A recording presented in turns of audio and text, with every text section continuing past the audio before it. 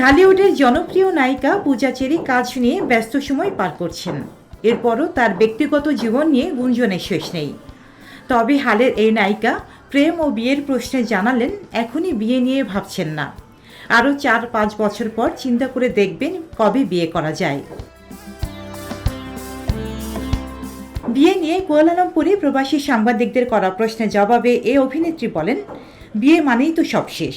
এখনও সেটেল হয়নি, বহুদূর যেতে চাই। মাঝপথে আটকে যেতে চাই না।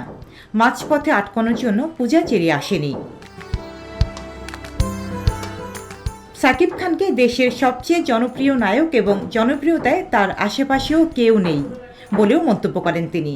জনপ্রিয় এই অভিনেত্রী বলেন, চমক নিয়ে আবারও আসছে পর্দায়, তবে তা এখনই প্রকাশ করতে চাই না। রায়হান রাফির ওয়েব সিরিজ ব্ল্যাক মানিতে তার চরিত্র উপভোগ্য ও ব্যতিক্রমী ছিল। এ ধরনের চরিত্র পেলে আরও ওয়েব সিরিজ করতে চান বলে মন্তব্য করেন পূজা চেরি। শিশু শিল্পী থেকে নায়িকা হওয়া একেবারেই সহজ ছিল না উল্লেখ করে পূজা চেরি বলেন, এখনও অনেক স্বপ্ন অপূর্ণ রয়েছে। ভালো কাজ করে জাতীয় চলচ্চিত্র পুরস্কার পেতে চাই।